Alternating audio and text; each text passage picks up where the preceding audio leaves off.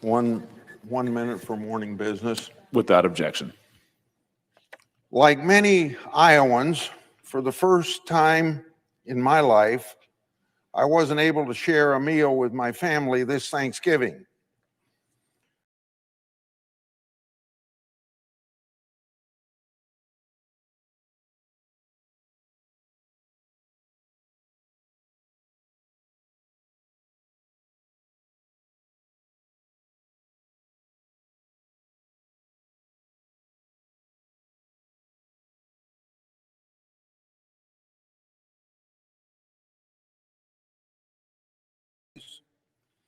That produce the food that we consume on Thanksgiving and 364 days out of the rest of the year.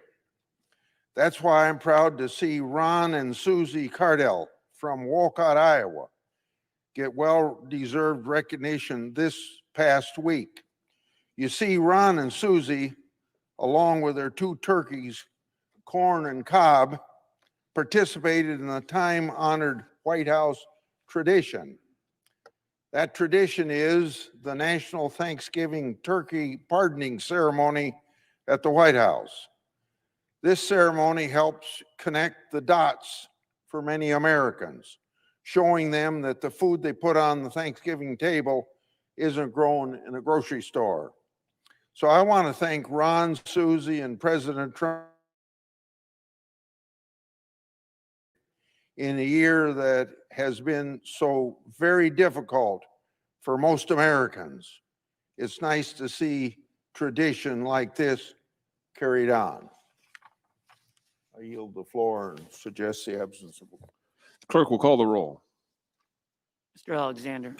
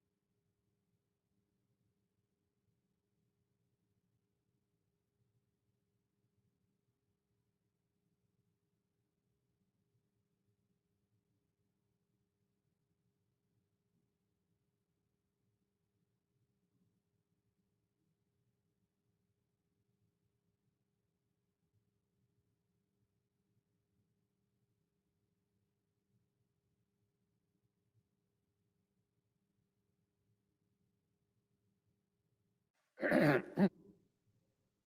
Majority Leader, I ask consent that further proceedings on the quorum call be dispensed with. without objection. First, Mr. President, as the Senate reconvenes this afternoon, I'm especially happy to welcome back our President Pro Tem. Senator Grassley quarantined, worked from home following his positive COVID test 2 weeks ago. We all predicted that if any member of the body had a stamina and the spirit to kick the virus to the curb, it would certainly be him. And sure enough, our colleague reports that he experienced no symptoms. His doctors have cleared him to come back to work, and we're sure glad to have him back. Chairman Grassley had to put his epic streak of consecutive votes temporarily on hold for the sake of other people. Of course, leadership and example setting are nothing new for the senior senator from Iowa. I'm confident our colleague will pick up exactly where he left off, resuming both his perfect attendance record and the tireless work for Iowans that it represents. We all benefit so very much from his leadership. So the Senate's back in session to finish up 2020. The American people are counting on us to finish strong. We need to reach agreement on federal government funding to avoid a lapse in basic programs and services. We need to finish the annual defense authorization to shore up the U.S. military's competitive advantage over our adversaries. And we need to continue processing well-qualified nominees for vacancies throughout the government, especially on the federal bench. These are important assignments, but they aren't the only things that Congress should get done before the end of the year. There's no reason, none, why we should not deliver another major pandemic relief package to help the American people through what seems poised to be the last chapters of this battle. This morning, we got yet another major sign of hope. More data appear to confirm that the vaccine developed by Moderna is more than 94% effective. They're going ahead and asking the FDA for emergency use authorization. Experts are calling this news absolutely remarkable. Alongside other promising vaccine developments from Pfizer, AstraZeneca, Johnson & Johnson, and others, is continued cause to suspect that victory over this pandemic is not far off. But a huge amount of work remains before us. If Operation Warp Speed remains on this historic trajectory, we need to continue investing in the system that will distribute these vaccines around our country. We want the small businesses that have already hung on for most of the year to survive a few more months. We need a second round of the job-saving Paycheck Protection Program for the workers at the hardest hit establishments. Some major parts of the historic CARES Act have already run dry. Many others are set to expire at year's end. We Republicans have spent months trying to renew important help and provide more. We tried to send more than $100 billion to help schools welcome students and teachers safely to the classroom. We tried to implement common sense legal protections that universities and charities have been clamoring for. We've tried to pass all of this over and over again. But Speaker Pelosi and the Senate Democratic leader have blocked it. They've been very transparent about all this with their political strategies, laid it right out there. Speaker of the House spent the entire summer and the entire autumn literally gambling with the health and welfare of the American people. She gambled that if American families didn't get any more relief before the election, her party would expand its majority in the House and Democrats could continue demanding the right to remake all of society along far left lines in exchange for passing any more COVID relief whatsoever. But their all or nothing obstruction backfired. Democrats did not pick up seats in the House, but instead appear to have lost seats. They have not gained any leverage. Instead, they have lost leverage. And in the meantime, with the coronavirus surging from coast to coast, the American people have gone entirely without any additional aid, even the least controversial, most bipartisan programs, because the Democrats say no. Here's a summary from one news outlet. Quote, Pelosi seems to have overplayed her hand as she held out for $2 trillion plus right up until the election. The results of the election, which saw Democrats lose seats in the House, appear to have significantly undercut her position. By now, it's abundantly clear to everyone that the Speaker will not be getting to fundamentally transform American society in a socialist direction in exchange for more bipartisan relief. The hostage taking was never going to work. Now, there's only one remaining question for the Speaker and the Democratic leader, just one question. One question, Mr. President. Will they finally, let Congress pass hundreds of billions of dollars of relief on all the subjects where we agree? Where we agree. Or will they continue to insist that either they get their entire ideological wish list or the American people get nothing at all? Even their fellow Democrats are increasingly seeing this as not a terribly difficult question to answer. For example, over the weekend, Professor Austin Goolsbee, who chaired the Council of Economic Advisors under President Obama, called on Democrats to finally play ball. Quote, here's what he said. There are a lot of people really hurting. I hope Congress can agree on something soon. If they have to accept half a loaf, then they have to accept half a loaf. Speaker Pelosi's number two, the House Democratic Majority Leader, feels the same way. Quote, I just hope that we can get agreement. It may not be everything that everybody wants, but at least some significant relief to people. Our distinguished colleague from Illinois, the Democratic whip, said the same thing. Quote, get something done that is significant. Do what we can achieve now. Now. Here's the headline from Newsweek. Democrats urge Pelosi to accept smaller stimulus package to ensure relief by the end of the year. Even the Speaker's own Democratic members are now openly campaigning for our Republican approach. Here's one of the Democratic congressmen who nearly lost his reelection after Speaker Pelosi's stonewalling. Quote, we absolutely have to get something done. Mitch McConnell is talking about a bill we can actually pass. We should negotiate that to the finish. That's a House Democrat saying that the Senate Republican proposal is the template that can pass. Rank and file Democrats in both chambers are telling Speaker Pelosi and the Democratic leader to stop stonewalling and move forward with the approach Republicans have been urging for months. The American people need more help, and they need it right now.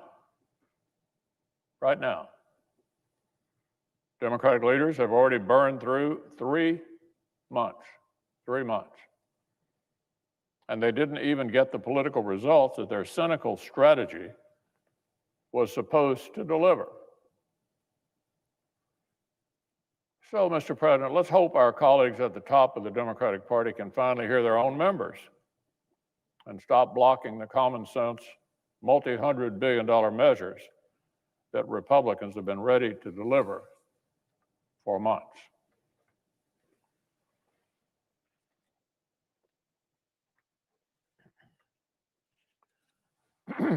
Now, Mr. President, I move to proceed to executive session to consider calendar number 761.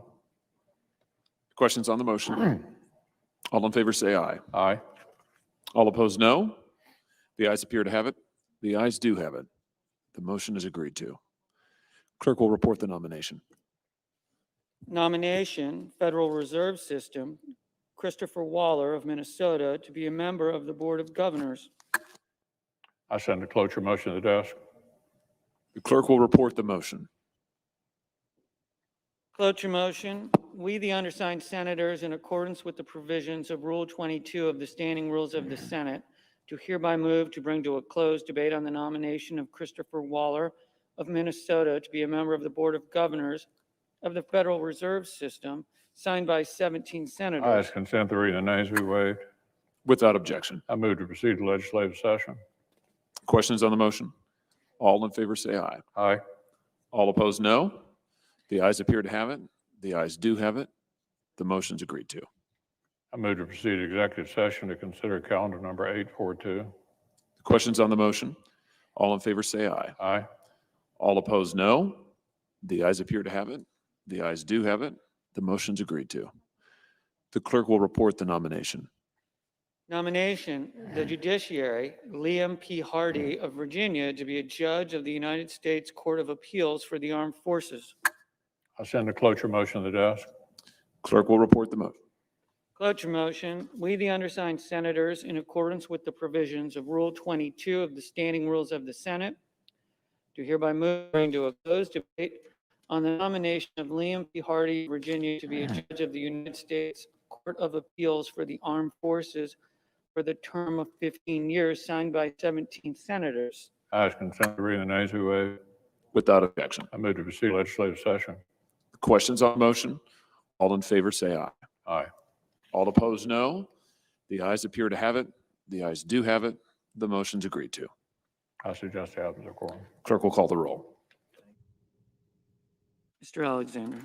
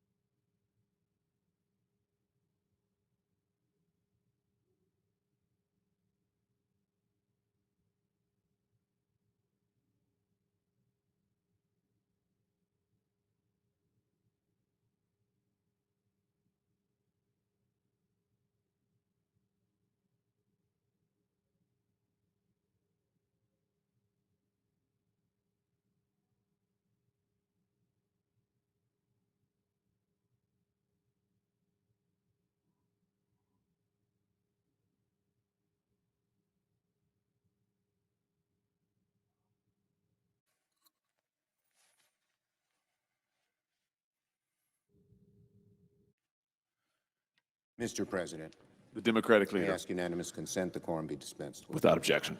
Now, first, I hope all of my colleagues had a good and fine Thanksgiving. We all know that across the country, we celebrated a Thanksgiving, all of us, every American, unlike any in recent memory. Too many loved ones spent this holiday alone, unable to join with loved ones out of concern for their safety. As painful as it is to refrain from seeing family and friends, these are tough choices that we sometimes have to make. And we need to maintain our resolve more than ever. While the hope of a vaccine shimmers on the near horizon, we are living through the worst stretch of the pandemic right now.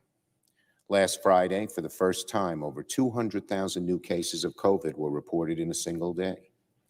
The United States is averaging over 1 million new cases a week. Some 20% of all patients now hospitalized in the United States have COVID-19.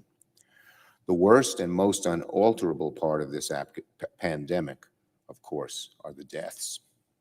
Since November 10th, America's been losing more than 1,000 precious lives a day. On one day, November 24th, we lost more than 2,000. The national death toll stands at a very sad 270,000 American souls. Families all across the country are experiencing the unthinkable, unbearable losses of their loved ones. As a compassionate nation, we cannot and must not ignore or become inured to this terrible reality. We must not avert our gaze. We must acknowledge the lives we are losing. We must honor the grief of the children, parents, spouses, siblings, and friends of the increasing number of Americans who are dying from COVID-19 every single day. And we must redouble our efforts to flatten the curve and protect each other by wearing masks, practicing social distancing, and complying with the guidance of health officials. As this chamber gavels back into session, we must redouble our efforts before the end of the calendar year. As the pandemic increases in severity, so does the economic pain felt by countless working families and small business owners. In a few short weeks, several provisions of the CARES Act, including student loan forbearance, eviction moratorium, jobless benefits for millions of workers, will expire. So first and foremost, on the Senate's to-do list is COVID relief. Both sides should come together and negotiate a COVID relief bill in a bipartisan way that meets the needs of our businesses, our schools, our healthcare systems, our workers, our families. At the start of this crisis, Democrats came together in a flurry of negotiations. I was thickly involved with them with Secretary Mnuchin to pass a bill that truly met the moment. Now we're about to reach a new, more difficult stage of the crisis. We need to renew that spirit, that urgency, that bipartisanship. Leader McConnell's view, just stated a few minutes ago, seems to be that the only things that should be in this bill are things Republicans approve of, even if the needs of the country, the desperate needs of the country, are beyond the small list that Republicans might support. And that is not real compromise. We need to come together. Both sides must give. We have a Democratic House, and in the Senate, there's a need for Democratic votes to pass any bill. So we need a true bipartisan bill, not this is our bill, take it or leave it, that can bring us together and solve the desperate needs of the American people, which we all very much want to solve. The second item on our to-do list is federal appropriations, which expire in 2 weeks. As we speak, appropriators from both sides in the relevant committees continue their negotiations.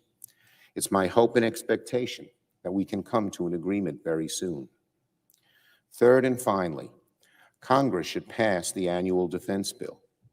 As our country prepares for a peaceful transfer of power, the continuity of our national security is paramount. For nearly 60 years, Congress has never failed to pass the annual defense bill.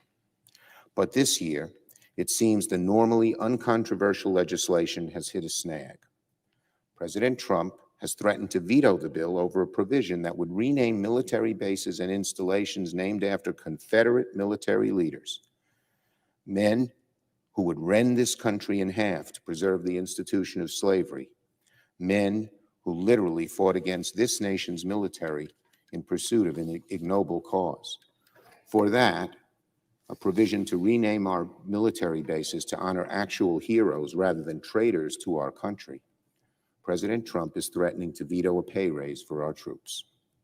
And it seems that Republicans in Congress are slow-walking the bill in hopes of finding some way to appease the outgoing president rather than just passing the bill over his rather ridiculous objection. The provision to rename these installations was included in both the House and Senate passed versions of the bill, and the larger bill passed both chambers with broad bipartisan support. There's no reason to further delay a pay raise for our military heroes, our living military heroes, because President Trump wants to honor dead Confederate traitors.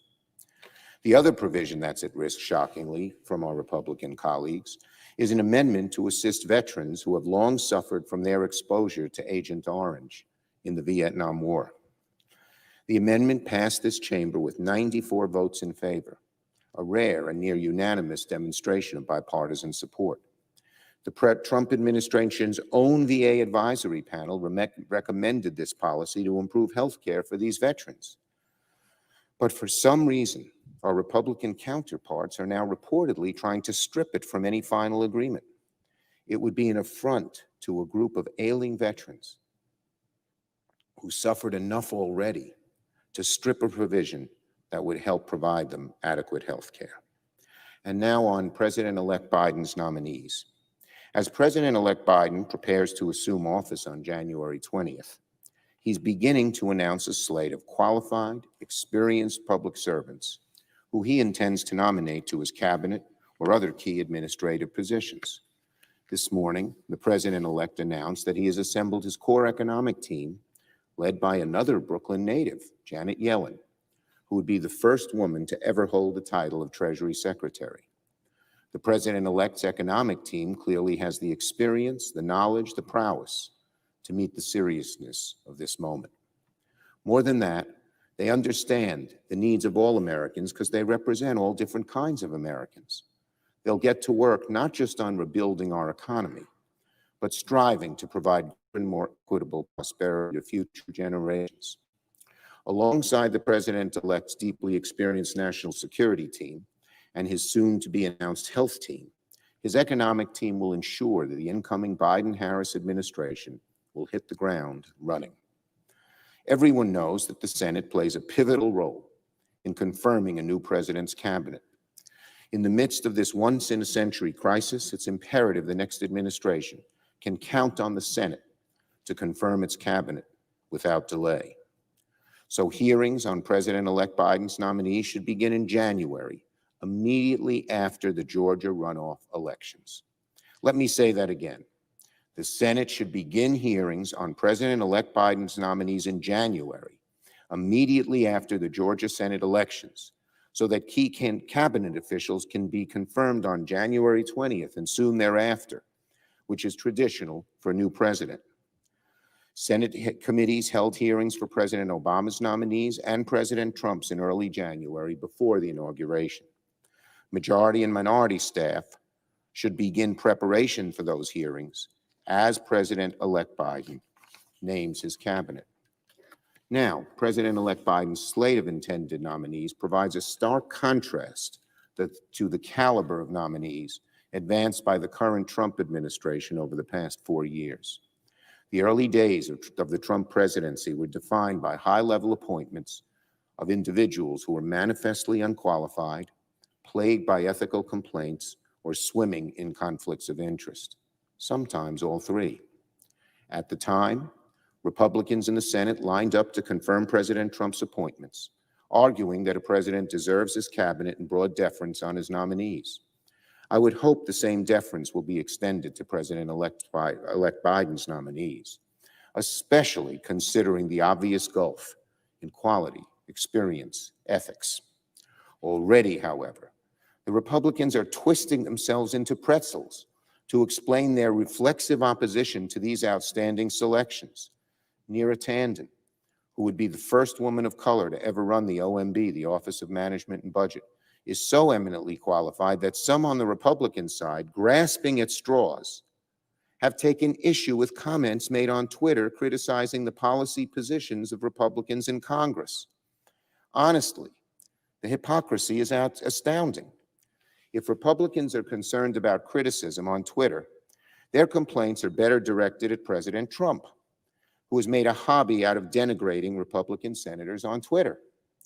I fully expect to see some crocodile tears spilled on the other side of the aisle over President-elect's cabinet nominees, but it will be very tough to take those crocodile tears seriously. Our Republican colleagues are on the record supporting some of the least qualified, most unethical, and downright sycophantic federal nominees in recent memory. Many defended the conduct of previous OMB Director Russell Vought, who allowed foreign aid to be held up for political reasons, resulting in the president's impeachment. Right now, Republicans in Congress are looking the other way, while President Trump pardons a man who pled guilty to the FBI. So again, it will be impossible to take these overblown complaints over President-elect Biden's nominees very seriously. Given the urgent need to address COVID-19 and its economic fallout, the Senate should follow precedent and promptly hold hearings on President-elect Biden's nominees in January, immediately after the Georgia elections, before inauguration. The American people cannot afford to wait to have its government working at full force to keep them safe, defeat the virus, and get our economy back on track. I yield the floor. Under the previous order, the leadership time is reserved. Under the previous order, the Senate will be in a period of morning business until 5 p.m., with senators permitted to speak therein for up to 10 minutes each. The Democratic leader. Before I yield the floor, I had talked about Agent Orange maybe before he had come on the floor, and it would be outrageous. The senator from Montana has done great work helping our veterans who were exposed to Agent Orange get the health care they need and deserve. And I hope that our Republican colleagues will relent and allow those provisions to stay in the NDAA bill, and I compliment him on the work he has done. I yield the floor. The senator from Montana. Thank you, Mr. President. I want to thank the minority leader. I would just tell you that the presumptive conditions that the fighting men and women were exposed to in Vietnam are real. And the fact of the matter is these folks are getting old enough now that these conditions are putting them in a world of hurt health-wise. And it is the right thing to do to support our Vietnam veterans when it comes to the presumptive conditions that were caused by Agent Orange. And it needs to be in the NDAA. Look, as we come here this week back to Washington, D.C. to deal with next year's funding package and hopefully a COVID package, I want to step back for a second and talk about really what's the most important thing in this body, and that's relationships. Now, as a United States Senator, we have relationships with the people that we elect us and that we work for. Some of those relationships are outstanding, some maybe not so outstanding.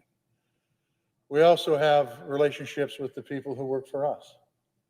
And once again, some of those relationships are outstanding. Some of them could use a little work. Today, I get to talk about somebody who is retiring from my office that has had an outstanding relationship with everybody in my office, which is a feat that not a lot of folks are able to do. But she is retiring. She is my scheduler, and her name is Tricia Bickford McAvoy. And I would just say that Tricia's not here today. Hopefully she's watching on C-SPAN. And the reason she's not here is because of COVID. My wife is not here today, and my wife dearly wanted to be here today to hear this speech in person, and she's not here greatly in part because of COVID. But from the bottom line is when it comes to Tricia McAvoy, and any senator knows this, the most difficult job in any office in the United States Senate is the person who schedules the senator's time. And it's tough enough to be able to get to the committee meetings on time and be able to deal with the floor schedule and make sure you're meeting with constituents all in a timely order, not holding anybody up. But in my particular case, it's even more difficult because, as the folks in this body know, I still farm. And so getting back to Big Sandy, Montana, to that farm 12 miles west, and to be able to do the things that I need to do, whether it's planting, whether it's harvest, whatever it is, in a timely manner is also really important. So not only did Tricia have to deal with my schedule here in the United States Senate, she had to deal with a very, very uncertain schedule on the farm. And let me give you an example. I may be peeling out of here on a Thursday night with full intentions to plant some peas the next day. When I call my wife, Charlotte, and say, what's the weather like? And she'll say, it's raining, to which I call back to Tricia and say, Tricia, you've got to schedule me for work in the state because I can't do any farming. To which she would go to work, and over the next 12 hours, starting at about 4 or 5 in the afternoon, would help schedule, working with my state schedule and working with the staff, a full day of work the next day. That didn't happen once in a while. That happened almost every weekend, because those of us involved in agriculture know it either rains too much or not enough. The sun either doesn't shine enough or it shines too much. And the truth is that Tricia had to juggle all those balls in the air to make sure that everything got done, to make sure I was able to do my job as a United States Senator.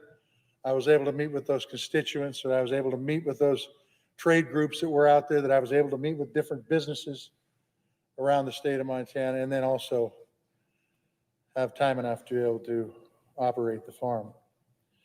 And she did it with a smile on her face. And why that's important is because sometimes those calls didn't come at 5 in the afternoon. Sometimes those calls came at midnight Montana time, which incidentally is 2 in the morning here. And she always answered the phone, always. And she was always there with a solution to any problem that I might have. It made life so much easier. And that is why when I hired Tricia McEvoy, it was the best hire that I've ever made in my nearly 14 years in this body.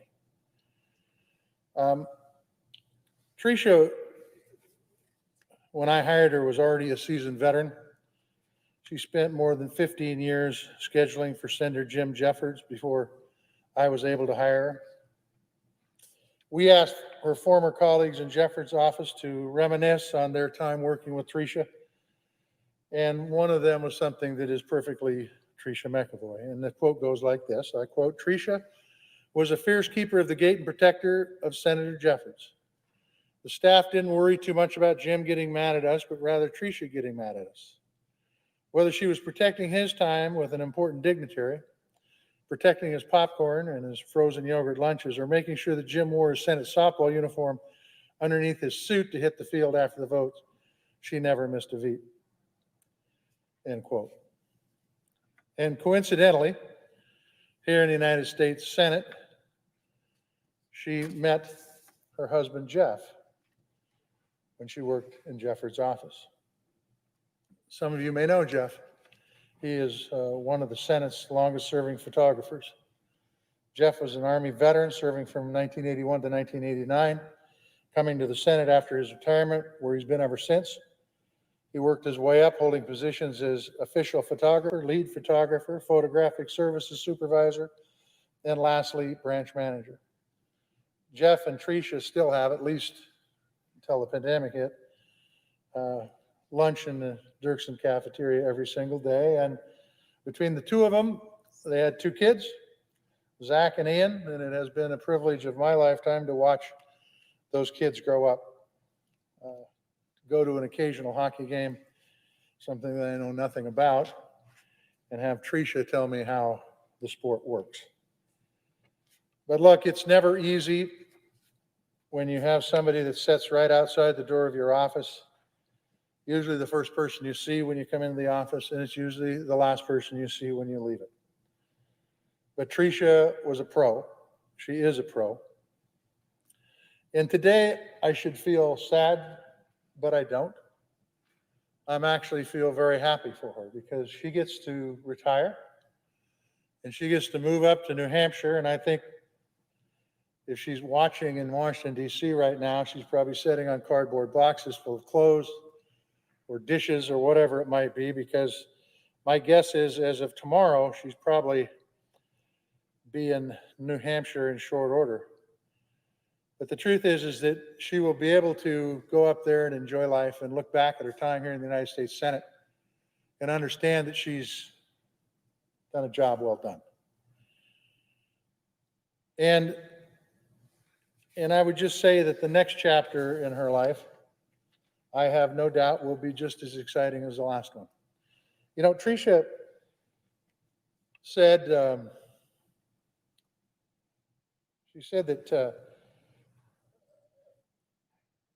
her quote was, I remember there was a day, and she told me that when she retires, she will look up at the dome and no longer feel a sense of wonder. I don't believe that's true. I think now that she's retired, she will look up at this dome that we all work under and think of the incredible stories and the incredible experiences and the incredible people that she was able to enrich their lives and make lives better for them. And even though, Tricia, you're going to be a shot up north in New Hampshire, you'll always be a part of my team, Team Tester. And I would tell you that Charla and my kids and my staff and I thank you for everything that you've done. Hopefully you won't be a stranger. Hopefully you'll come back on occasion, come into the office and tell us what we're doing wrong and what we're doing right. Because you're the best. I yield my time.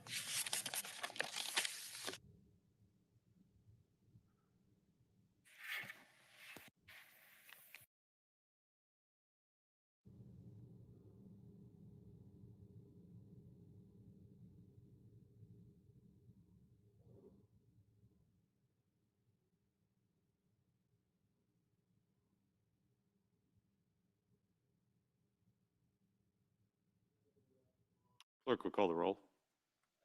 Mr. Alexander.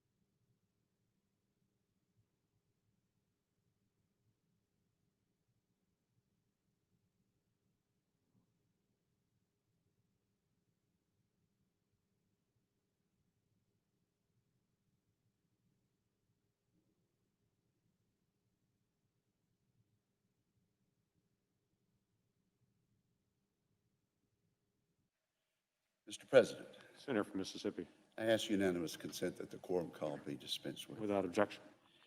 And now, Mr. President, I have one request for a committee to meet during today's session of the Senate. It has been approved by the majority and minority leaders. Duly noted. Thank you, Mr. President. And now I rise in strong support of the nomination of Taylor Brantley McNeil for the U.S. District Court for the Southern District of Mississippi. We will vote in a few minutes on the first vote for this outstanding nominee, the cloture vote, and then I have every reason to believe that tomorrow this outstanding candidate will be confirmed for elevation to the U.S. District Court of the Southern District of Mississippi. Sometimes when we vote, Mr. President, those confirmation votes are party line votes. I think happily, many times they're bipartisan, and based on conversations across the aisle, I have every reason to believe that the vote on Taylor McNeil will in fact be bipartisan. I certainly hope it will be, because his support back home in Mississippi is certainly bipartisan and multicultural. Because he's such an outstanding individual, such an outstanding attorney, and an outstanding member of our state community. Taylor McNeil's life has been marked by excellence at every point. Of course, he's a great lawyer. He's a partner in the law firm of Brunini, Grantham, Brower, and Hughes, where he oversees the Gulf Coast office for this large law firm. Taylor McNeil has led a distinguished career in the firm with extensive experience in both bench and jury trials in federal and state courts. He has served as lead counsel for numerous appeals to the Mississippi Supreme Court, the Mississippi Court of Appeals, and the United States Court of Appeals for the Fifth Circuit. His clients include individuals, government entities, and businesses covering a vast range of law. I believe senators should be impressed also by his work on behalf of disadvantaged members of our community back home. He maintains a strong pro bono practice, representing clients who would not normally be able to afford legal services, and I think he's to be commended for that. His academic credentials are impeccable. He was a cum laude graduate from the University of Mississippi, where he received his undergraduate degree. And as an undergraduate, he was an outstanding athlete as well as a leader. He was a member of the Ole Miss Rebel football team and was elected senior class president of that outstanding university. He went on to receive his Juris Doctor degree, cum laude, from the University of Mississippi School of Law, where he served on the Mississippi Law Journal. Taylor McNeil has been widely recognized as a young lawyer to watch. He has been named a Mid-South Rising Star in business litigation for 8 years in a row, and has been listed 3 years in a row in the under 40 hot list for the United States in benchmark litigation. Is it any wonder then that he has received a unanimous qualified rating by the American Bar Association? Of course, we know, Mr. President, that the highest rating a candidate for district judge can receive is the rating of qualified. And the fact that this was done unanimously by the committee just doesn't get any better than that for a candidate for district judge. It's important to note also that Mr. McNeil is an outstanding and active member in his community and is widely respected there. He serves on the school board of the Pascagoula-Goshen School District. I might add, it's a racially diverse school district. He's an elder in his church, First Presbyterian Church in Pascagoula, and he's been a member of the Rotary Club of Biloxi. Now, Pascagoula is in Jackson County, where he's an outstanding citizen. Biloxi is in Harrison County, where he's a leader there. Two of our most populous counties in the state of Mississippi. He stands head and shoulders above the crowd in both of those. He's been president of the Harrison County Bar Association and holds memberships in the American Inns of Court, the Federal Bar Association, the Fifth Circuit Bar Association, and the Federalist Society. Taylor and his wife Jessica have 3 children: Molly, age 10, Taylor, age 7, and Brantley Rose, born on the 2nd day of this month.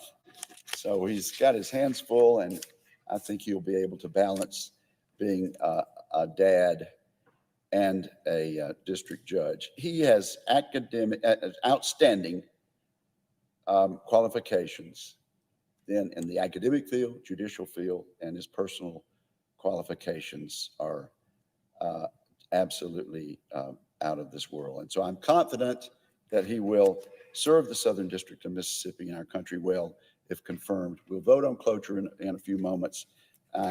Again, I'm sincerely hoping and believe we will, based on conversations, have a bipartisan vote and urge my colleagues to join me in voting yes on the confirmation of Taylor McNeil. Thank you, Mr. President, and I yield the floor. Mr. President. Vermont. President, I see nobody within 15 or 20 feet of me, so I will take the mask off, and I appreciate the fact that the distinguished presiding officer recognized who it was even with the mask. Mr. President, I have a couple of things that concern me. I was going through history and looking at transitions between presidents. And I was struck by even presidents who did not like their successor, how hard they worked to make sure that everything was done properly for the good of the country. No matter how they might feel about themselves personally, they set the country first and foremost. I contrast that with what's happening now. Former Vice President, former U.S. Senator, I served with him, Joe Biden, got the most votes of any Democratic nominee for president in the history of this country. Millions more than what President Trump did. He has an insurmountable lead in certified electoral votes. And yet the president for weeks refused even to carry out the law that we all voted for, Republicans and Democrats alike, to provide for transition whenever there is a transition. The law that was used quickly when President Trump was elected, even though Hillary Clinton had millions of more votes than he did. She conceded the election within a day, and the transition began. The idea that whoever is president must know what is going on. Certainly the distinguished presiding officer, like all of us, have access to and get intelligence briefings of what's happening around the world. I think it discloses nothing to say that we live in perilous times. And there's decisions that any president must make, even if it's 5 minutes after they're inaugurated, as was the potential when President Obama was inaugurated the first time. He actually had talking points to alert people to clear the malls in case there was an attack. But instead, today is only the first day that President-elect Biden is getting the presidential briefing, and Vice President-elect Kamala Harris. She, of course, has the advantage as a member of the Senate Intelligence Committee to have a lot of that material anyway. But now both do. But we look so foolish in the eyes of the rest of the world. I mean, we lecture dictatorships when they've rigged an election and so they can stay. We lecture them for doing that and not leaving. We lecture those people who refuse to give up their office. And yet now they see the United States, the leading democratic country in the world, the country that always espouses democracy, saying, well, we're not going to follow our Constitution. We're not going to follow our laws. We will do a lot on tweets from the incumbent, but we're not going to follow our law. What kind of an example does that give? And then when the president does even worse by saying, well, I've gotten these calls from all these world leaders who are saying, stick it out. And of course, when asked, well, who were they? Oh, suddenly you can't seem to remember who it was who called, if there were any such calls. And I suspect there weren't. So let's stop the charade. Let's make it more of an effort to have a smooth transition. There are enough things that face this country. We should not have, for the first time in our history, this kind of foolishness. I applaud those few members of the Republican Party who have been honest enough to say it's over. We know it's over. I think when you go back in history, when Richard Nixon faced impeachment and ultimate conviction here in the Senate, it was some of the most respected Republican senators who went down to see him quietly. People like Hugh Scott, the Republican leader, whom I got to know well. Barry Goldwater, Mr. Conservative, whom I got to know well. And they went down not with any happiness in doing this. As one of them told me subsequently, actually with sorrow in their hearts, to tell the president he had to leave. The time had come.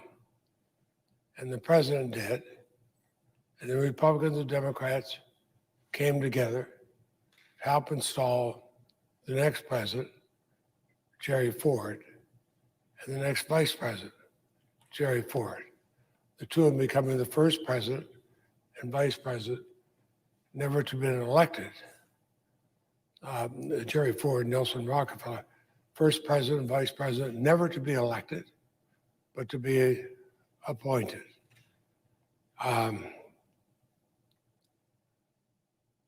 And that's about the time I came to the Senate. And I remember hearing Republicans and Democrats alike saying, we might not like saying what happened, but we knew the government had to keep going, and we had to show credibility to the rest of the world. So long as we pretend that we have a presidency by tweet, we don't show that integrity to the rest of the world.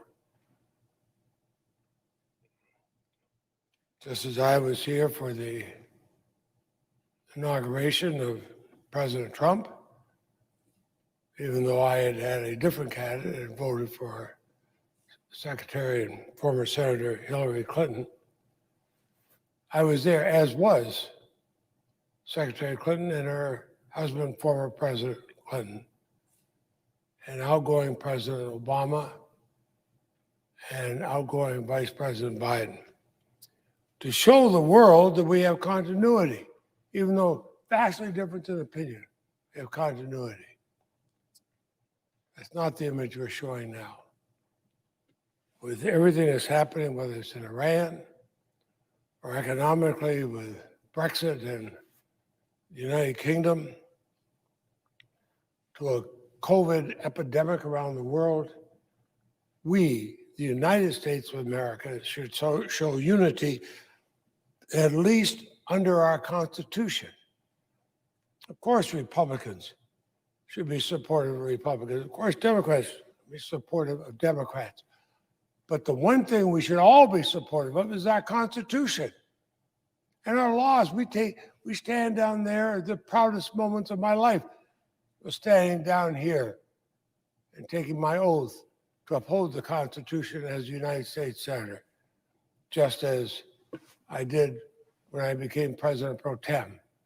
I did it to uphold the Constitution of the U.S., not the Constitution of the Democratic Party, not the Constitution of the Republican Party, but the Constitution of the United States of America. Let's get on with the transition. Let's make America strong again. And let's do what is necessary to be done to fight this COVID epidemic. In that regard, we have two matters that should be the most important matters before us. One is getting an omnibus through because, after all, in a couple of weeks, funding for the United States of America runs out. And we don't want to have one of those foolish shutdowns like we had before that cost the taxpayers billions and billions of dollars. And ended only when four of us, Senator Shelby and myself and our counterparts in the House, met just down the hall in my office and worked out a bipartisan resolution and passed these spending bills so we could put the government back in order. Ironically, it was exactly what we had offered weeks before. For some reason, the White House didn't want to accept it, and billions of dollars of taxpayers' money was lost. Now we have a life or death issue that goes beyond even the spending, and that's COVID. The House of Representatives back in June, I believe it was, passed the HEROES Act to have money, equipment, and so forth for those who are suffering because of the COVID epidemic, like the small stores and inns and restaurants and so forth in my state, to say nothing about our hospitals that are overwhelmed. We had money in there. The Republican leader refused to even bring the bill up for a vote. I kept saying, why? The Republicans are in the majority. Bring it up. Have 4 or 5 amendments on the side, 4 or 5 Republican amendments, 4 or 5 Democratic amendments. Vote them up or down. What are we afraid of? Why do we refuse to vote? If the Republican leader doesn't like the bill, instead of blocking and not even having a vote on it, vote up or down. The Republicans are in the majority. They could vote down any aid for states suffering from COVID. But vote it up or down. I've heard some senators say, but they're nervous that whichever way they voted, it might be uncomfortable back home. It might not be politically good for them back home. Balderdash. The fact is, we're sent here to vote. I voted more than any senator in the history of this country, save one. I've cast well over 16,000 votes. Can people go back to those votes and say, what were you thinking on this vote in 1978 or 86 or 95? And I'd probably look at it and say, in retrospect, I think I probably screwed up. But I was willing to vote. I was willing to vote. When I was the key vote in the Armed Services Committee to stop the war in Vietnam, I knew that our state's largest newspaper would attack me mercilessly, and they did for months after that. Today, it'd be hard to find anybody who was in favor of continuing that war in Vietnam. But we had 5 votes in a row in the Armed Services Committee. Each one failed by 1 vote. And I was the newest member on there. Of course, I got cascaded for it, but I was here to vote. And that's what we have to do. I look at some of my friends on the Republican side who joined me on some very tough votes. I don't want to embarrass the senior senator from Texas, but he's on the floor and on the Freedom of Information Act. We stood up against both Republicans and Democrats and said, no, we're standing up for the people of America, and we're going to have votes on this so they can see what their government's doing. That's what we got to go back to. We got to go back to the time when we could do that. So what I would urge Republican leadership, bring up a COVID bill, a real COVID bill. Have a few amendments on both sides. Vote them up or down. If you don't like an amendment somebody has, vote against it. If you like it, vote for it. But let the American people at least have some hope that we're doing something for them. Too many businesses, places are going out of business. Too many families don't know what they're going to do with the schools closed. Too many small hospitals, especially rural areas, wonder what they're going to do as the COVID sweeps through. Let's give them some hope. Let's say to people, no, you're not going to be kicked out of your home. No, you're not going to be living in your car.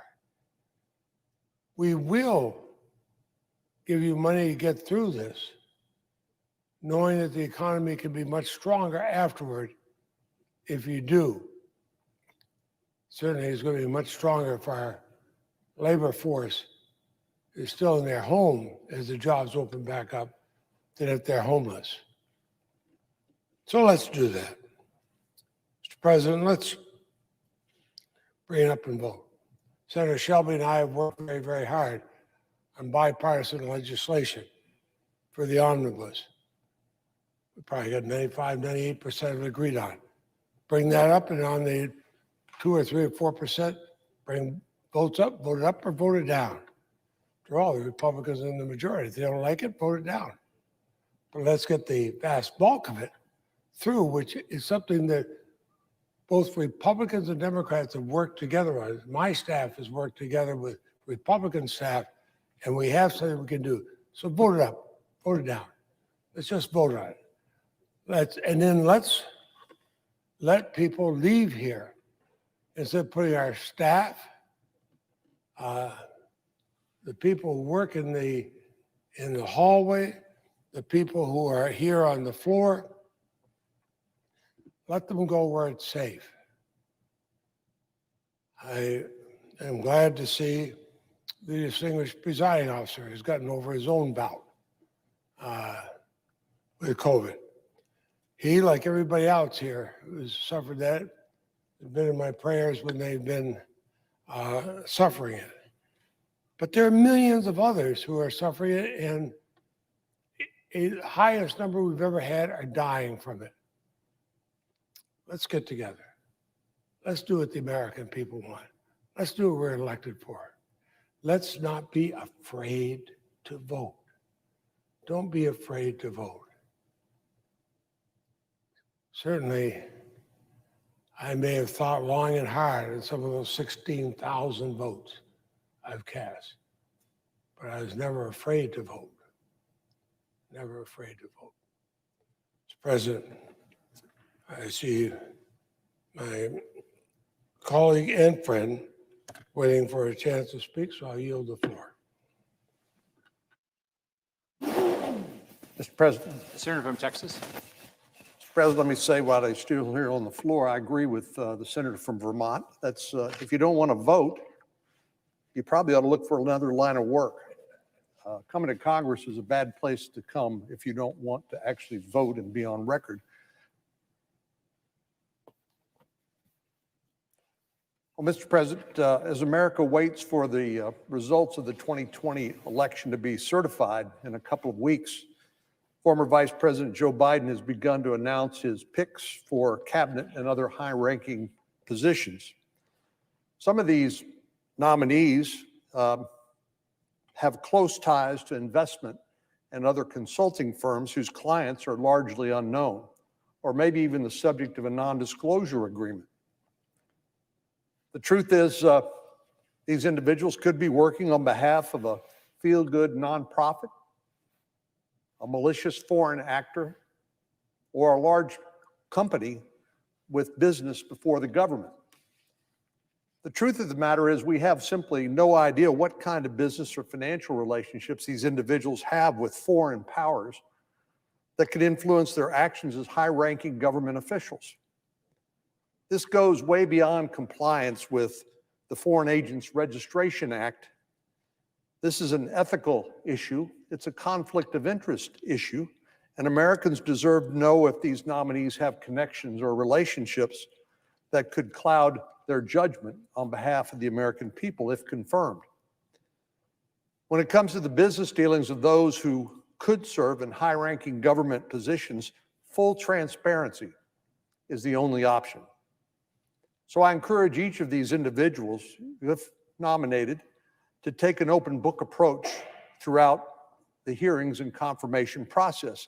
In fact, I will make a pledge here today. I will not support any nominee who doesn't provide full transparency into their work on behalf of a foreign government.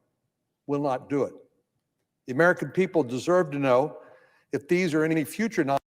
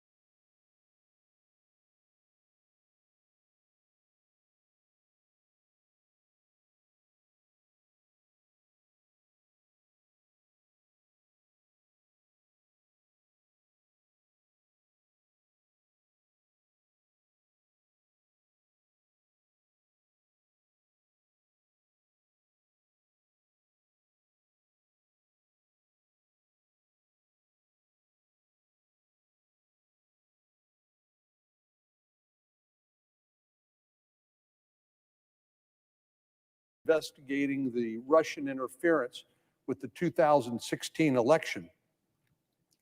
But as this story makes clear, Zuberi's story shows there are far easier ways to bend American foreign policy than using sophisticated hacking tools or well-funded troll farms.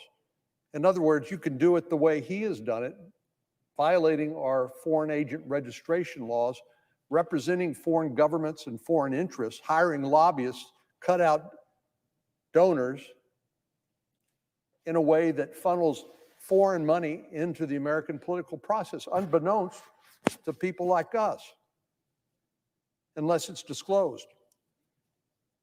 Between 1966 and 2015, the Department of Justice has brought just 7 criminal cases for violating the law relating to registering as a foreign lobbyist, according to a 2016 Inspector General report.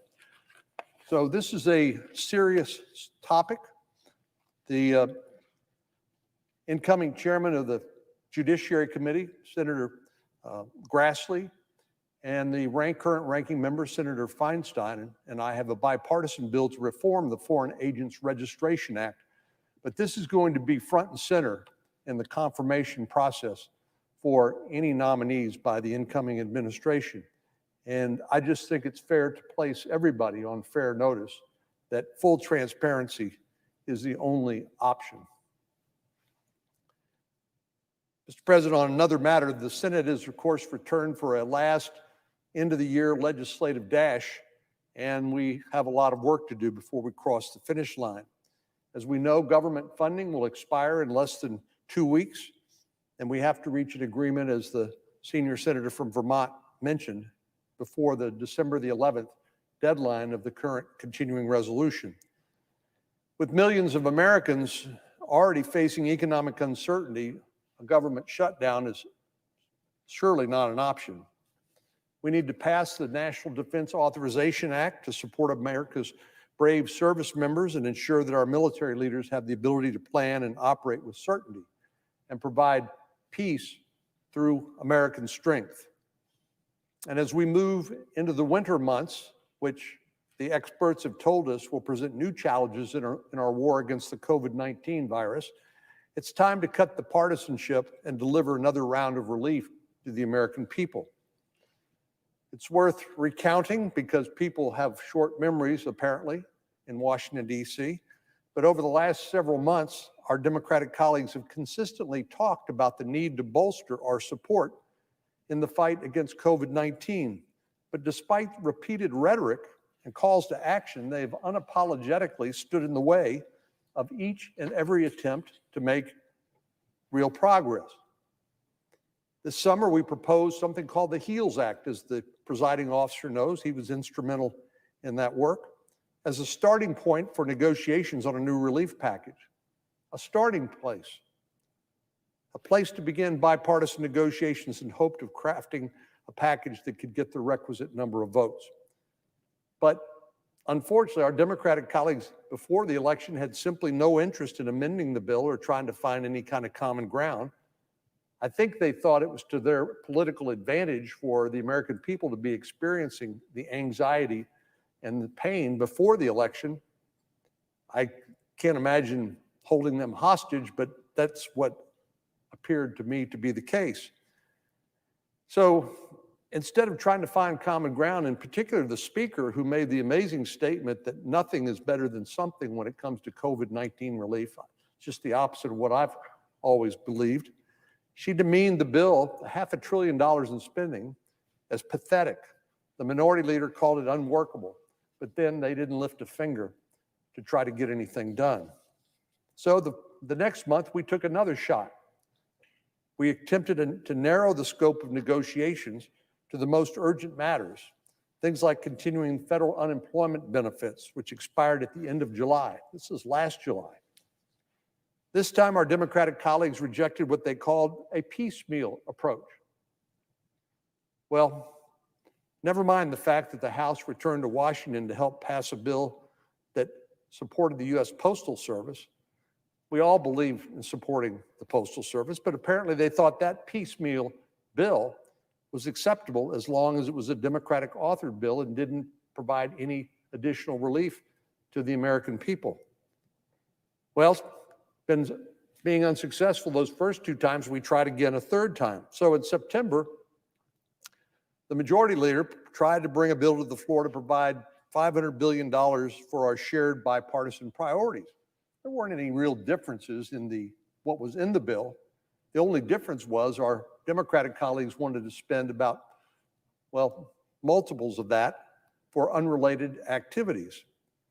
We wanted to concentrate the effort on helping small businesses keep their employees on payroll, giving schools the resources they needed to keep their students and teachers safe, strengthening testing nationwide, and investing in the continued success of Operation Warp Speed, which is going to deliver an FDA-approved vaccine before the end of the year. Not just one, maybe as many as 2 or 3, and more perhaps to come.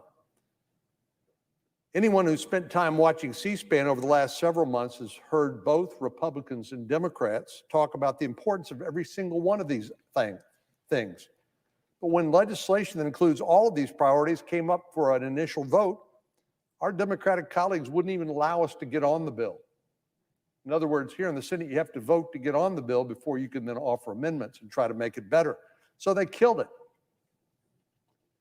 Without batting an eye, our Democratic colleagues voted in lockstep to block the bill and unanimously opposed legislation that would have invested an additional $500 billion in our fight against COVID-19. When the majority leader tried to bring the bill to the floor again in October, we saw exactly the same thing. It was the same bad movie all over again. Our Democratic colleagues refused to let us even debate, much less to amend the bill. It's not just these targeted packages that have been blocked by our Democratic colleagues. They stood in the way of other common sense proposals, like the one from the now former senator from Arizona, Senator McSally, which would have extended unemployment benefits for 1 week while we negotiated a larger compromise. Our friends on the other side of the aisle have repeatedly said Congress needs to act, but the reality is their own actions have prevented us from doing so. Month after month, they've demonstrated it's either the House's multi-trillion-dollar left-wing policy grab bag wish list or nothing.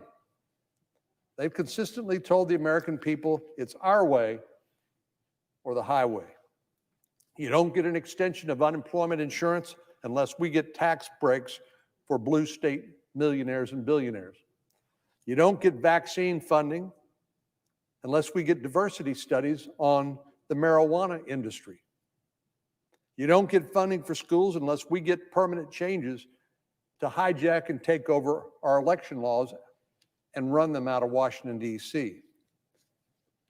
Well, even rank and file Democrats have now understood and criticized the bogus approach, this sort of bogus approach to legislating.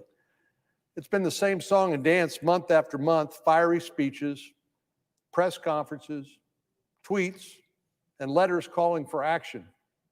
But each time, our Democratic colleagues have been given an opportunity to actually do something, to do more than spout off some meaningless, vapid rhetoric at the nearest microphone. They've simply stood in the way. The fact of the matter is our Democratic colleagues have blocked more COVID relief bills than they have passed. Yet they continue to feign outrage over Congress's failure to pass a bill. We heard it again here today, as though they aren't the ones responsible for the impasse. Our jobs here in the Senate aren't simply to vote against imperfect bills. If that were the case, no bill would ever pass, because none of them are perfect. But this body is built on making imperfect legislation better through a debate and amendment process. Two processes we haven't seen much at work this year. So the bottom line, Mr. President, is Congress needs to act. The American people want Democrats and Republicans to come to an agreement on the things our country actually needs to make it through this crisis. It won't be the last piece of legislation we pass, but we do need to do this next step, and we need to do it soon as possible. It's time for our Democratic colleagues to realize the election's over, and the only real people being hurt by their intransigence are the people they represent in their various states. So it's time to start getting back to work for all the American people on a bipartisan piece of legislation and to quit the partisan games. I can't say it any more directly than that. Mr. President, I yield the floor, and I would note the absence of a quorum. Clerk will call the roll. Mr. Alexander.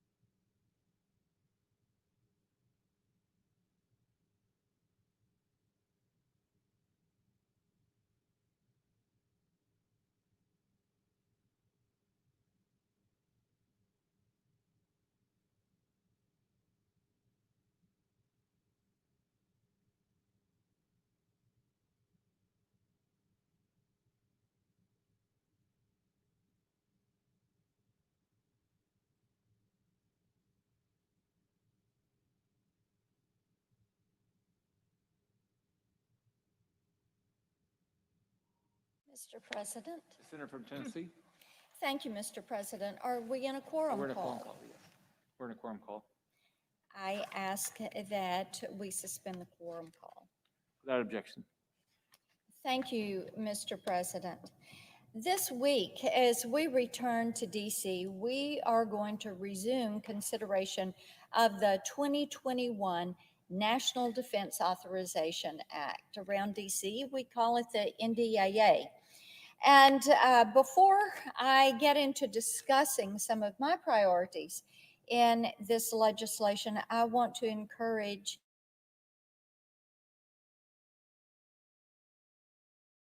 through the lengthy process of drafting and reconciling this authorization.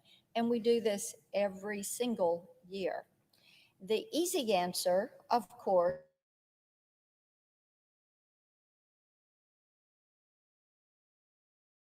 and partners. But every year, the media devotes most of their attention to how much money we've agreed to spend on the tools of war, the Chinook helicopters, the Virginia-class submarines, and Reapers. They want to know about the flashy hardware and end up ignoring the people that are in the driver's seat. Thousands of servicemen and women called Tennessee home. And when I accepted the role of senator, I took on a special responsibility to look after, to take care of each and every one of them. Their decision to serve came with necessary and serious lifestyle changes, both for themselves and for their families. Anyone who knows a service member knows that their lives are not their own. They go where they're told to go. They do the jobs that they are told to do. And Mr. President, they do it without hesitation because they've accepted that serving their country is more important than the autonomy they sacrificed when they put on that uniform and when they took their oath. Sacrifice is the key word here because it applies not only to the service member, but it also applies to their family. This is why we spend so much time focusing on programs that make their lives as seamless as possible. For example, this year, I continued work on military spouse license portability to make it easier for spouses who wish to continue working in their chosen field after they have changed locations, moved from one state to another, because they were told this was going to be their new duty station. And Mr. President, we hope that these spouses are able to continue their careers, to be fulfilled in their jobs and responsibilities. Last year, we established a pilot program for licensure reciprocity, and this year, we work to increase funding for this very important program. With my remaining time, I want to focus on our Special Operations community, especially the 5th Special Forces Group and the 160th Special Operations Aviation Regiment, and they each call Fort Campbell their home. For those who serve in these elite units, uncommon bravery is an everyday occurrence.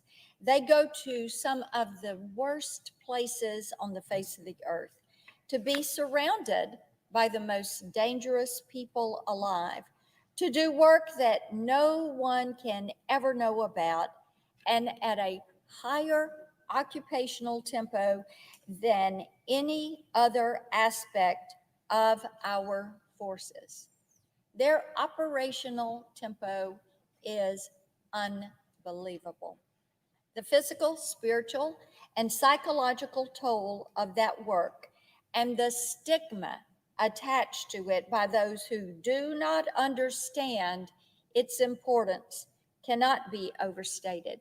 It's not a unique burden, but it is an especially heavy burden. U.S. Special Operations Command knows this and has made taking care of the people behind this mission a priority. They created the Preservation of the Force and Families program to support these warriors and their families. But like any program of its nature, it requires continuous innovation and evolution to stay effective. This year's Senate-passed NDAA reaffirms the importance of this initiative to both service members and their families and improves human, psychological, spiritual, and social performance programs. It also requires a deeper study on new opportunities for special and incentive pay parity in order to increase retention of our valuable special operators.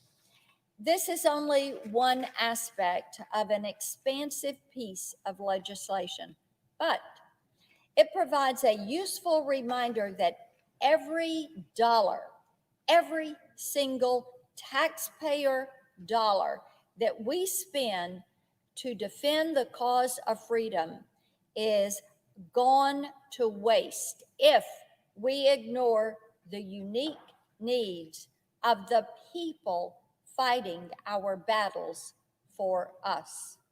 We have to put the emphasis on this human capital, on the individuals, on their families.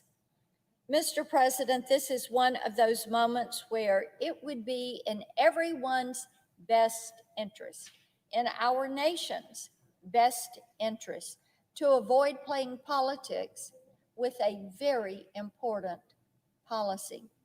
Protecting these men and women in uniform, providing for the common defense, providing the tools, the training, the services they need in order to be ready to deploy, in order to take care of their families, in order to treat their wounds when they return, to care for the whole of the soldier. At the risk of sounding like a broken record, delay isn't an inconvenience when it comes to the NDAA. It's not above the road. When it comes to our nation's defense spending, delay is dangerous. It's dangerous for our national defense. It's dangerous for the allies and the partners who depend on us, and it is dangerous for our troops and their families. And it is my hope that we will be able to proceed with consideration of the final 2021 NDAA. With that, above all else, at the forefront of our minds, I yield the floor. I note the absence of a quorum. Will the senator withhold? Thank you. Under the previous order, the Senate will proceed to executive session to resume consideration of the following nomination, which the clerk will report. Nomination, the judiciary, Taylor B. McNeil of Mississippi to be United States District Judge for the Southern District of Mississippi.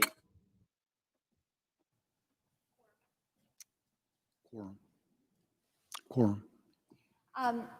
Mr. President, I note the absence of a quorum. The clerk will call the roll. Mr. Alexander.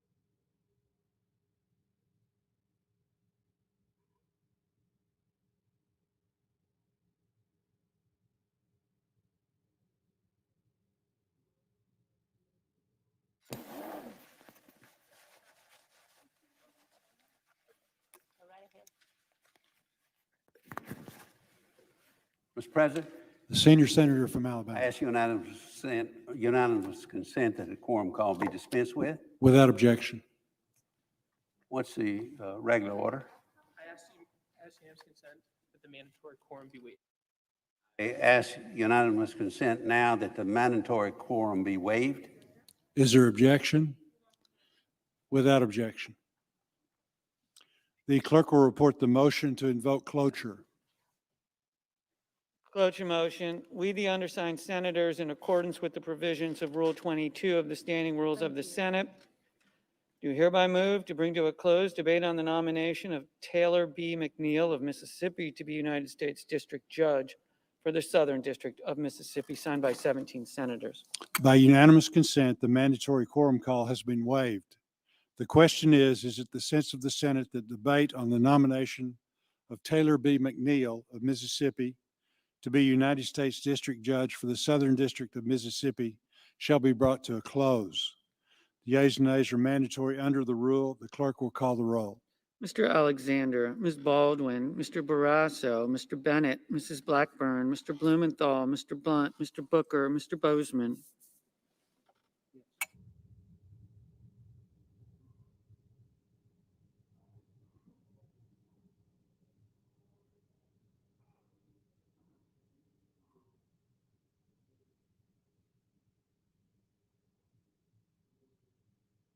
Mr. Braun.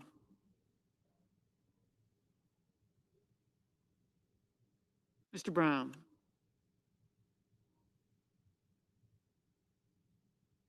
Mr. Burr.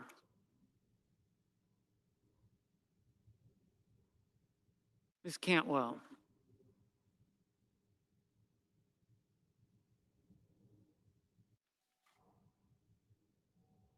Mrs. Capito.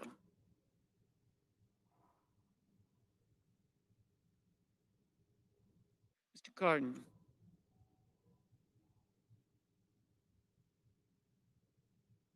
Mr. Carper.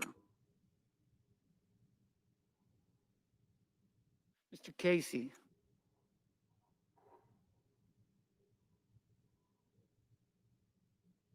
Mr. Cassidy.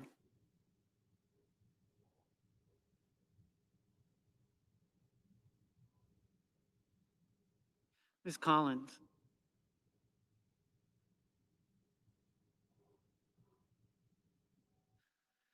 Mr. Coons.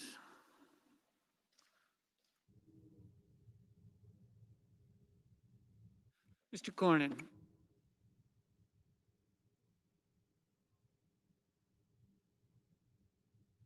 Ms. Cortez Masto. Mr. Cotton. Mr. Kramer. Mr. Crapo.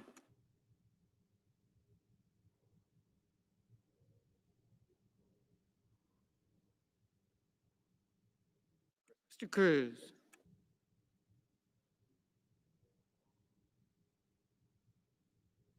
Mr. Daines.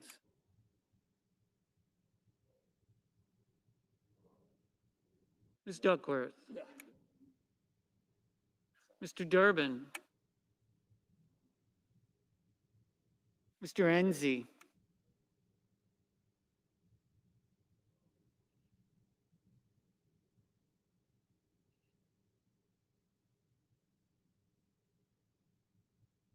Ms. Ernst.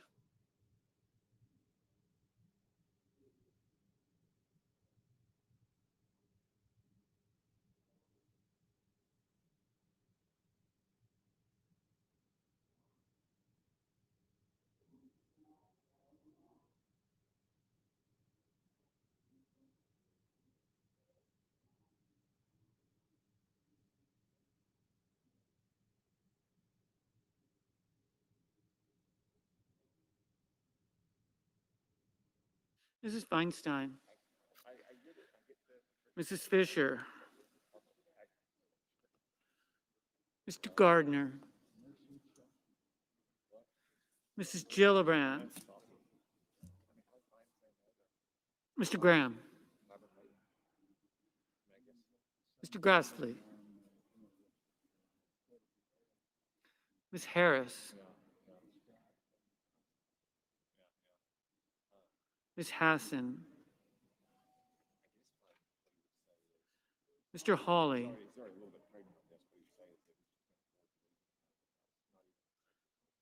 Mr. Heinrich,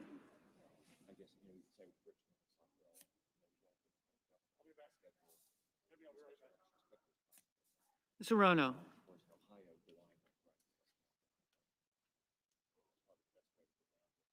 Mr. Hoven,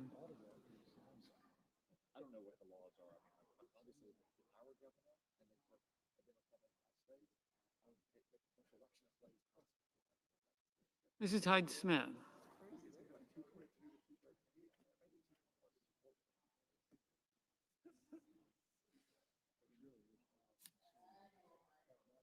Mr. Anhoff, Mr. Johnson,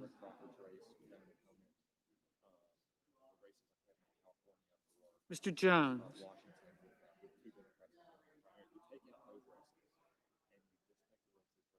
Mr. Kane,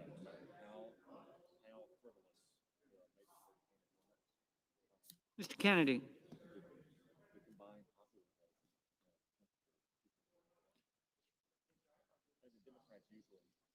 Mr. King,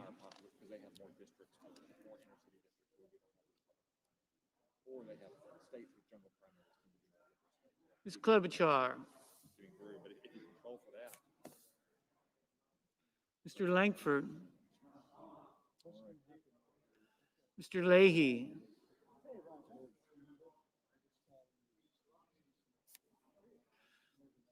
Mr. Lee,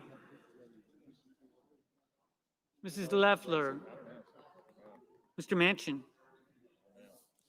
Mr. Markey, Mr. McConnell, Ms. McSally,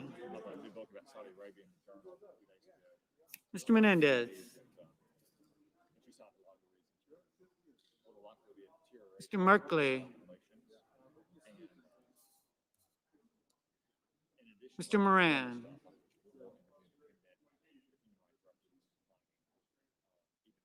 Ms. Murkowski,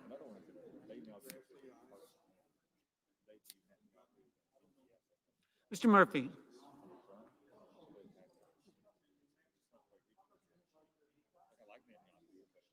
Mrs. Murray,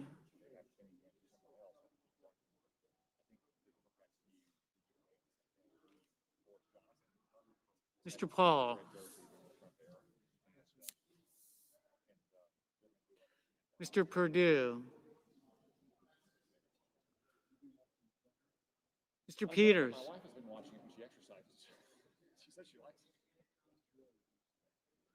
Mr. Portman,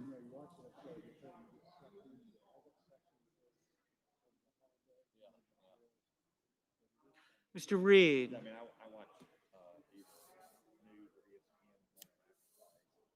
Mr. Risch, Mr. Roberts, Mr. Romney, Ms. Rosen, Mr. Rounds,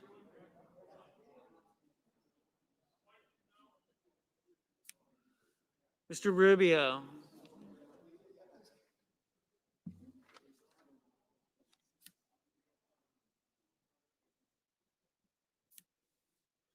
Mr. Sanders, Mr. Sass, Mr. Schatz, Mr. Schumer, Mr. Scott of Florida, Mr. Scott of South Carolina,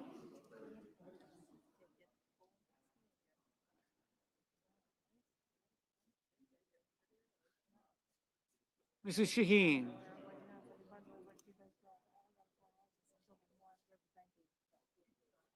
Mr. Shelby,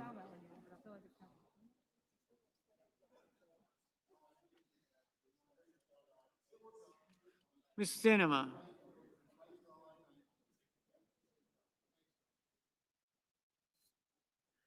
Ms. Smith.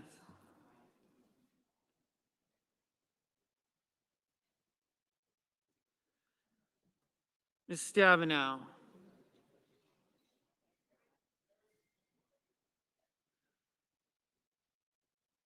Mr. Sullivan. Mr. Tester. Mr. Thune.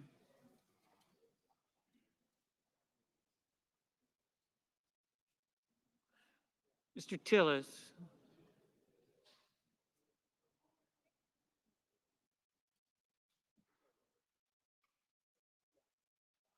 Mr. Toomey.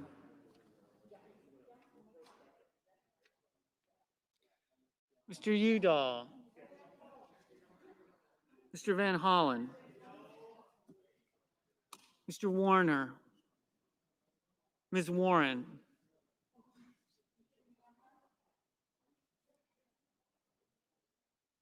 Mr. Whitehouse. Mr. Wicker. Mr. Wyden.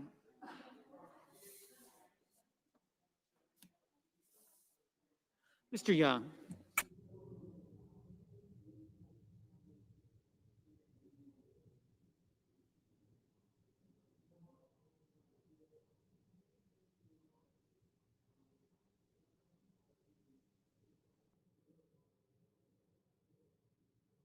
Senators voting in the affirmative: Bozeman, Cassidy, Cotton, Kramer, Crapo, Grassley, Hyde-Smith, Johnson, Perdue, Scott of Florida, Shelby, Tillis, Wicker.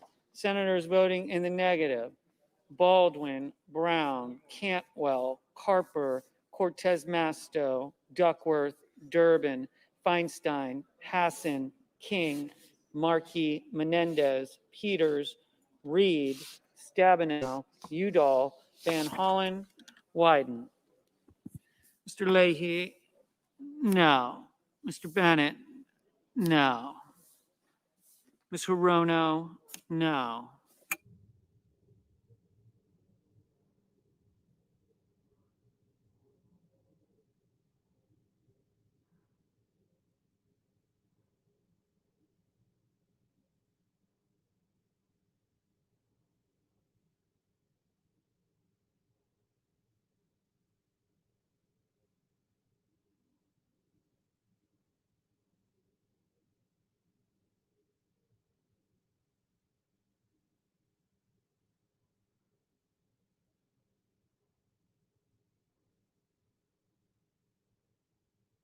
Ms. Smith, no.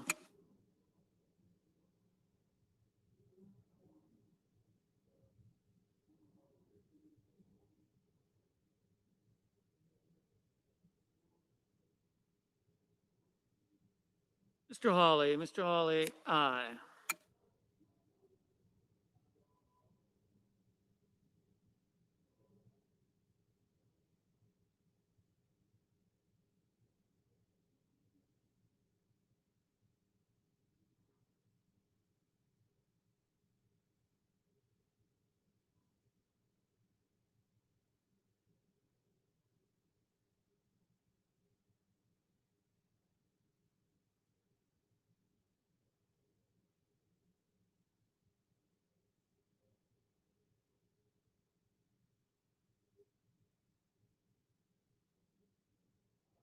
Mr. Enzi, aye. Mr. Merkley, no. Mr. Rounds, aye.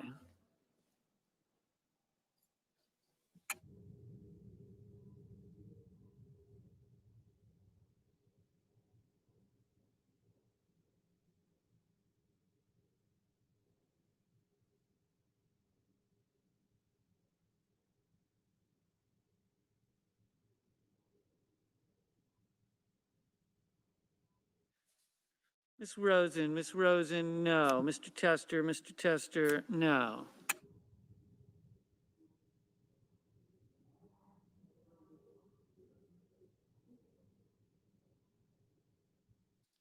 Mr. Risch, aye.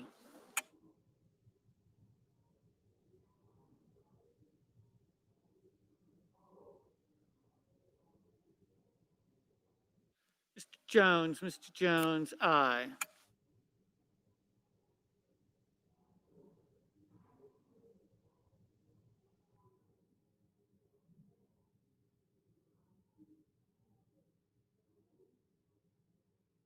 Mr. Cornyn, aye.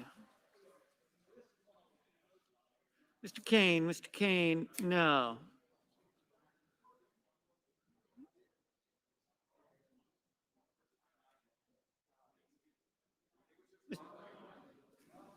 Mr. Cardin, aye.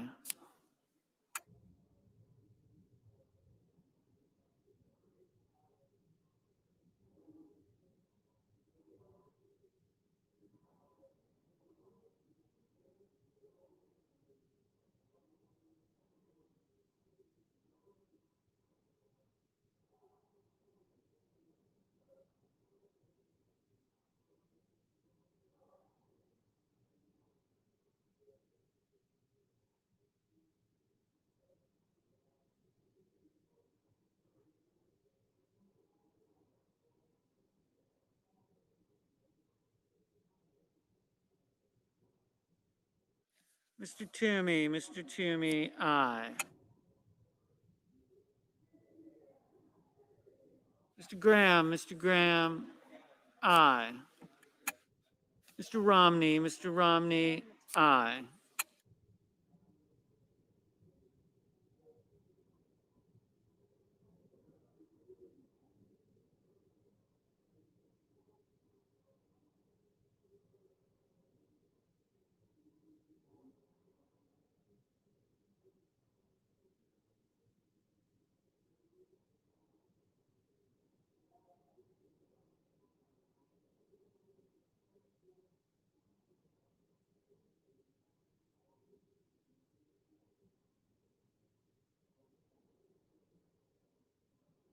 Mr. Warner, no.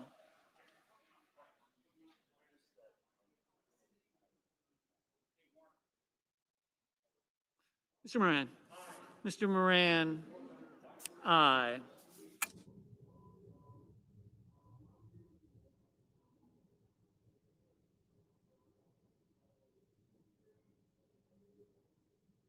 Mr. Blumenthal, no.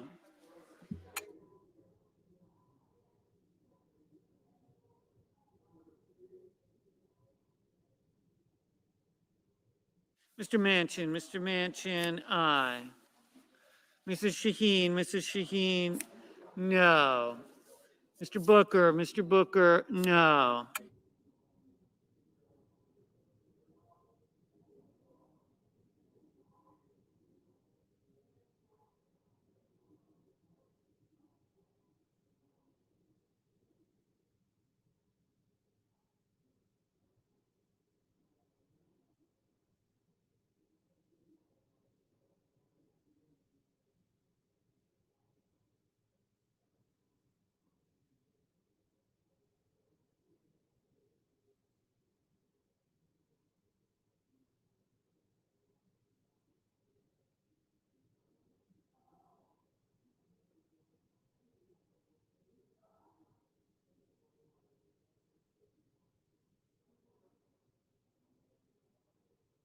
Mr. Casey, no.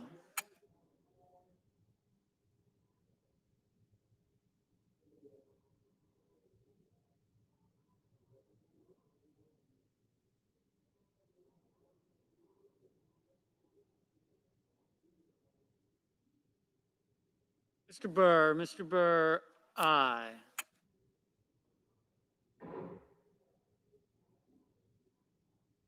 Mr. Sass, aye. Mr. Braun, aye.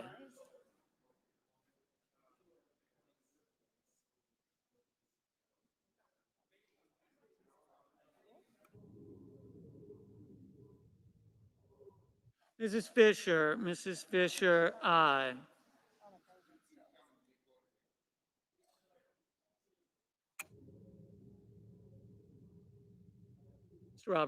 Mr. Roberts, aye.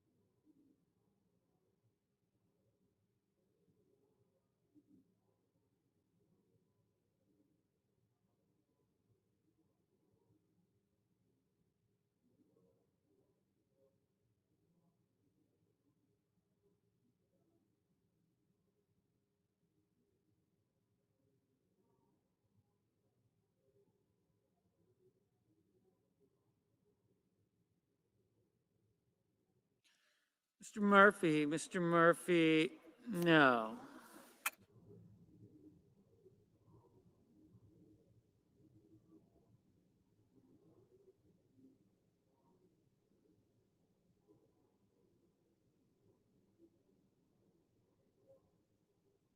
Ms. Ernst, aye.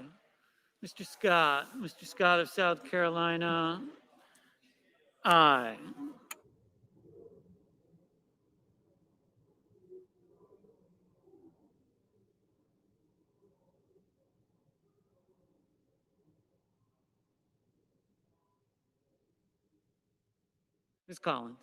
Ms. Collins, aye.